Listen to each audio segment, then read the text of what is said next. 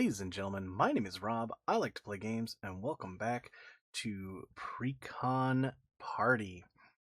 Today, we are going to be taking a look at two precons from Edge of Eternities. We've got the Kilo Apogee Mind, which is a Jeskai commander, as well as Szarel Genesis Shepherd, that is going to be a Jund commander.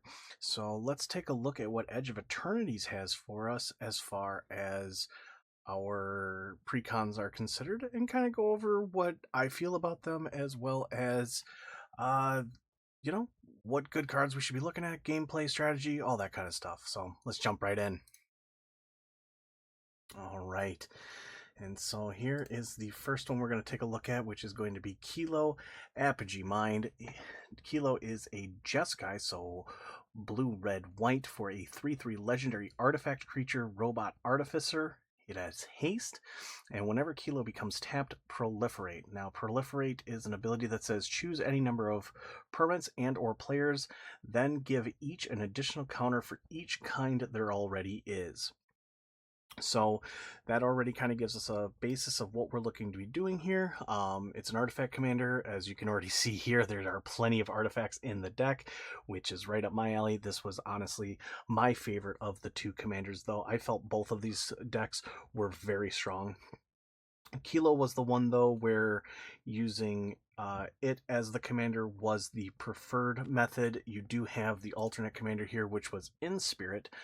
Same cost, blue, red, white for a legendary artifact spaceship. Now, spacecraft rather. Spacecraft had an ability called Station, where you could tap another creature you control and put charge counters on it equal to its power. And then they each had abilities based on the number of charge counters. You could only station as a sorcery. So unlike crew for vehicles, which you could do at instant speed, station had to be done on your turn. So what did In Spirit do? Well, at one counter, at the beginning of your combat step, you put your choice of a +1/+1 counter or 2 charge counters on up to 1 target artifact. Or at 8 plus, so it had that ability at 1+, and then it gained at 8 or more flying, and other artifacts you control have hexproof, and it became hexproof and indestructible, and it became a 5/5 creature at that point. So really unique mechanic. I do like some spacecraft. There's actually one in this deck in particular that I have used in multiple decks. But in particular, this deck was all about artifacts and +1/+1 counters. Now, I alluded to the spacecraft that I really liked from that deck, and that is Uthros Researchcraft. 3 mana 0/8 when it's finally stationed. But at 3 counters, whenever you cast an artifact, draw a card, and you put a charge counter on it. So really, all you have to do is station this to 3, and it will eventually get itself up to the 8 counters, as long as you're playing artifacts. And then at 12 or more, it gets flying, and it becomes a 0/8 creature with +1/+0 for each artifact you control. So ends up being like an early game draw engine that turns into a late game finisher. Some of the other really cool cards in here, it did give us a much needed reprint of Cyberdrive Awakener, probably one of the best artifact finishers in the game. 6 mana 4/4 flying. Other artifacts you control have flying, and then when it enters, each non-creature artifact you control becomes a 4/4 in addition to its until end of turn. So this would turn your treasures, your clues, your food tokens, turns all of those things into flying 4/4s for the turn. Massive way to just win the game. And then it also gave us a reprint of Kappa Cannoneer. I don't think this requires much explanation on why this thing is powerful. 6 mana 4/4 with Improvise, so your other artifacts could tap to pay for its mana cost. Ward 4, yes, that is an extremely steep cost for Ward. I think it's one of the highest ones that's actively played. And then whenever this creature or another artifact you control enters, put a +1/+1 counter on this creature, and it can't be blocked this turn. Yeah, this thing will one-shot your opponents after a while. Very, very powerful card. We do have a lot of your other artifact staples. Thought Monitor, Affinity for Artifacts, enters draw 2. We have Tezzeret's Gambit, which allows you to draw 2 cards, then proliferate, which very powerful for this. Thirst for Knowledge, 3 mana, draw 3 and discard 2 unless you discard an artifact. So really powerful things, as well as a new kind of draw engine that I liked but ended up taking out of a lot of my decks, but I still think this card can be very good in the right deck.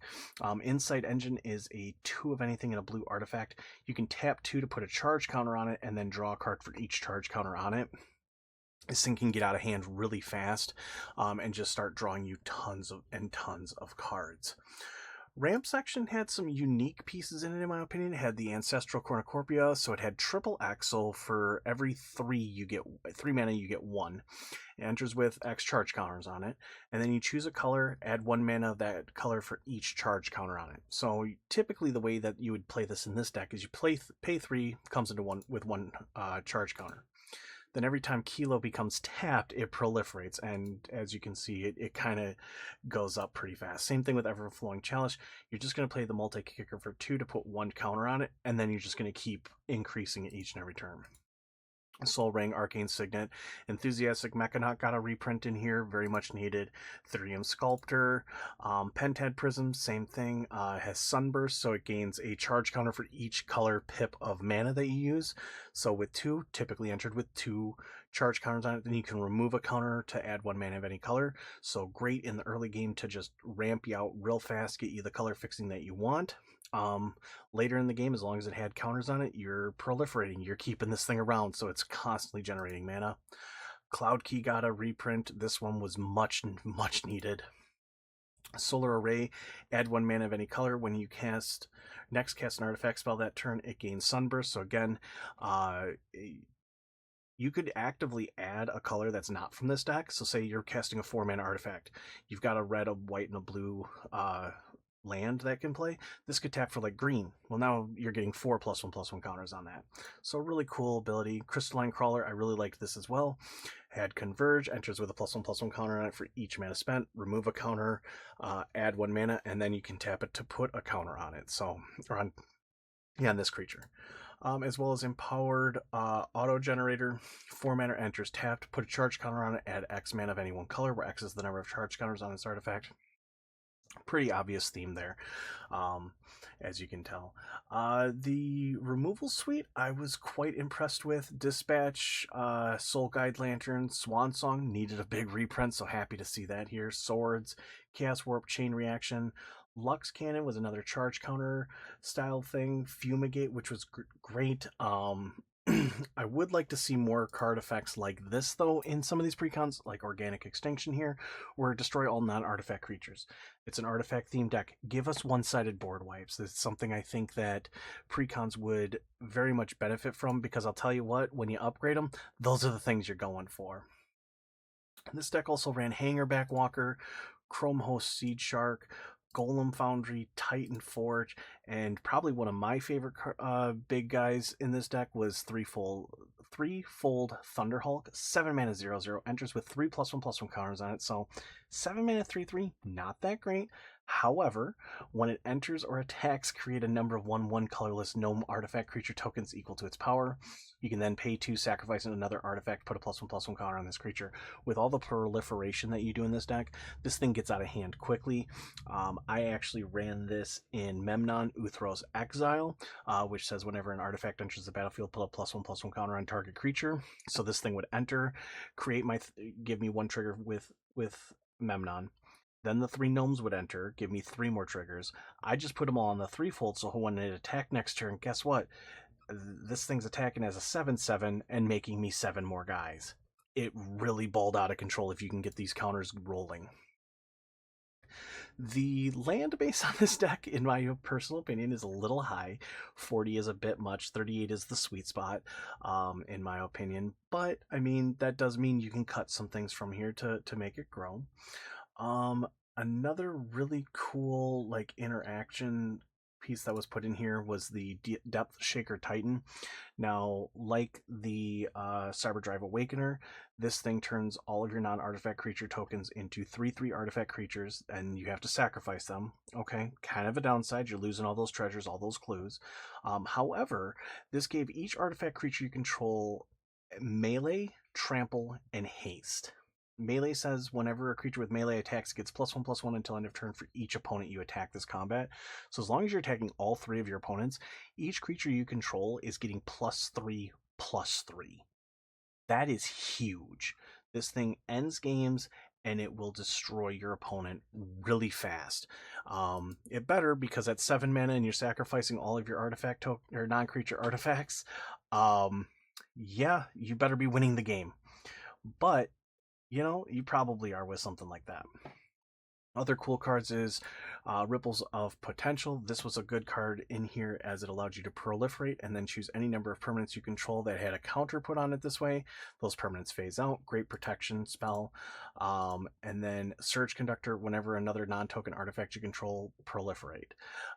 Really powerful, again, to allow you to kind of go through and add counters up and keep your board going. So that's a look here then at Kilo. Let's shift gears a little bit. This is a very much artifact heavy, aggressive style, kind of fiddly, but a lot of fun if you like that style of play. Let's shift now to a Lands Matter Jund deck. This was the other precon that came out. This is Szarel, Genesis Shepherd. It is a 5-mana 2/5 with flying, so 2 of anything black, red, green.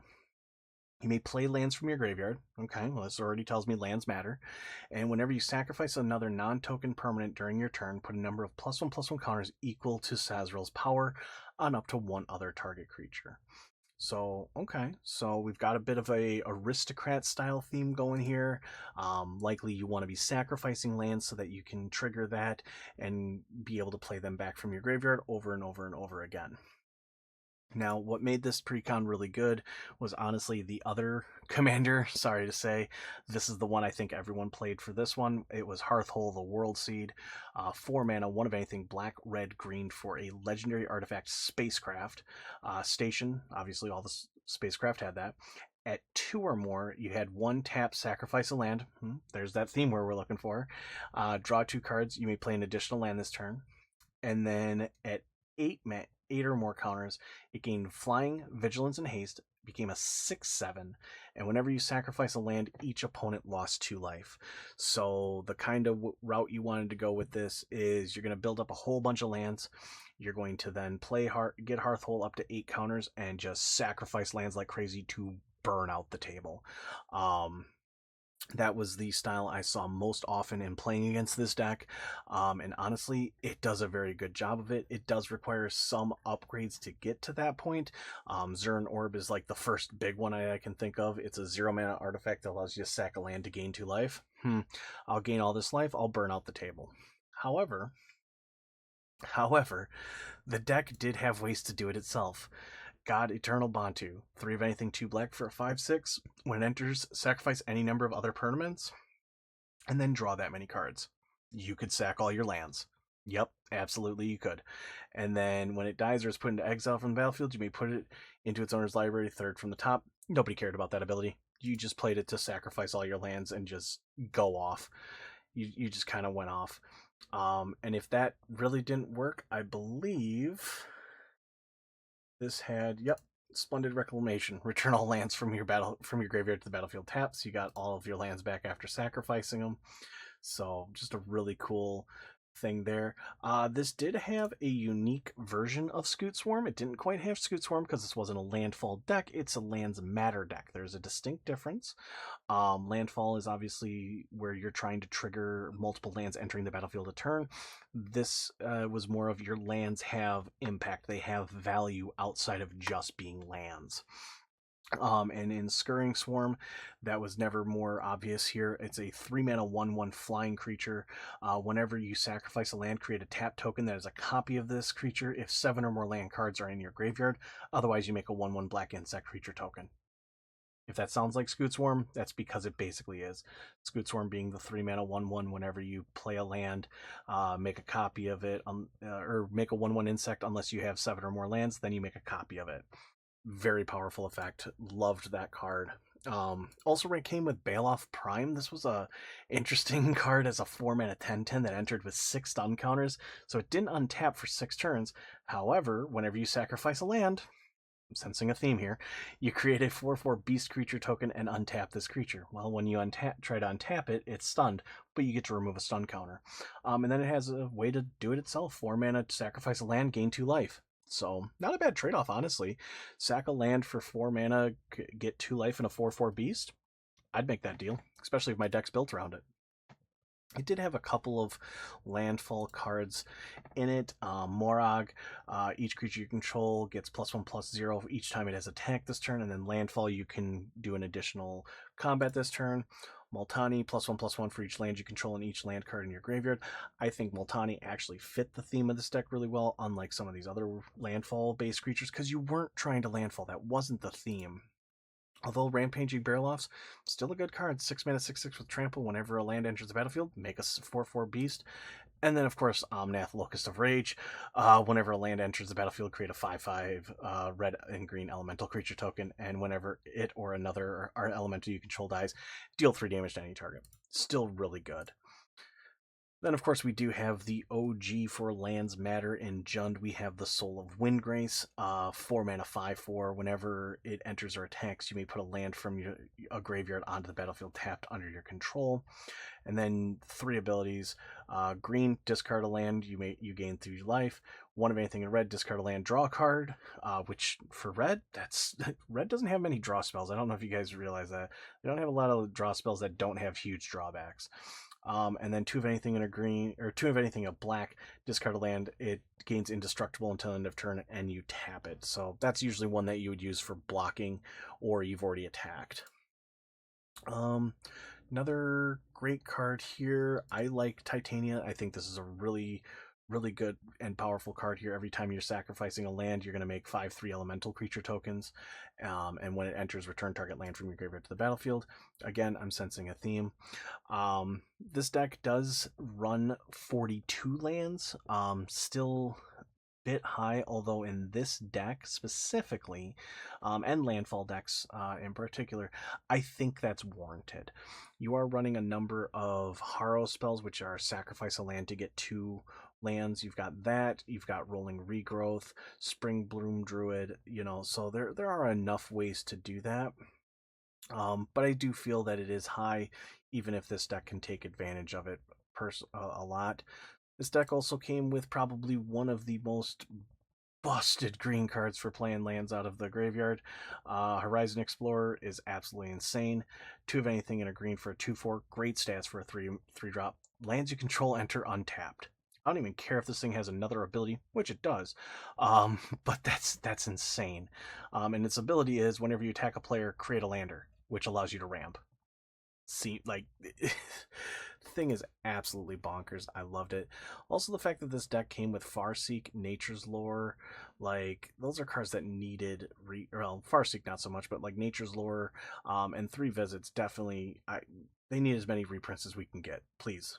This deck also came with Fabled Passage, which was another card at that time that desperately needed some reprints.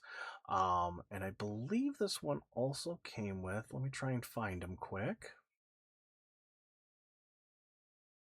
I believe this one came with Darkmoor Salvage. That card doesn't need reprints, but we got one anyways. I believe this came with, maybe it didn't. Maybe I misspoke. But I thought this deck came with a bond land, which at the time we desperately needed as many reprints of those as we can. Oh, it did. Here we go. The Venelfen. This land enters untapped unless you control 2 or... Oh, that's basic lands. Never mind. Maybe I'm just speaking out of my butt on that one. Now, this was one of the few precons, though, that got instantly shifted to bracket 4 because of one card. I don't think it deserved it, but I know a lot of people that did. Planetary Annihilation. So each player chooses 6 lands they control, then sacrifices the rest. Planetary Annihilation deals 6 damage to each creature. Reason is it's considered mass land destruction because it resets everybody to 6 lands and can blow up a bunch of other lands. I personally don't think it's that bad, especially since it's a 5 mana card. If you're ramping it out, really doesn't do much. So it really only does something in the late game. At that point, the game should be ending. So make sure to talk to your pod if you decide to play that card. So, with that though, I think we're going to wrap this one up. If you do enjoy my content, please consider leaving me a subscription, like, comment, all that good stuff. It does help out the algorithm and keeps my videos going. If you are interested in speaking with me directly, I am a member of the Jungle Games Entertainment uh, Discord. You can find me there as an active member. I am running a pre-con league coming soon here. I believe we are starting that in 2 weeks on the 10th. So look for those videos coming out soon as well. Also check out some of my commander corners where I do in-depth looks on commander decks that interest me, commanders that I feel like are popular or could be powerful from a new set or from my personal collection. Um, but other than that, until next time, I do appreciate all of the support, and I hope you all have a wonderful week. And until next time, my name is Rob. I like to play games, and we'll see you all later. Take care, everybody.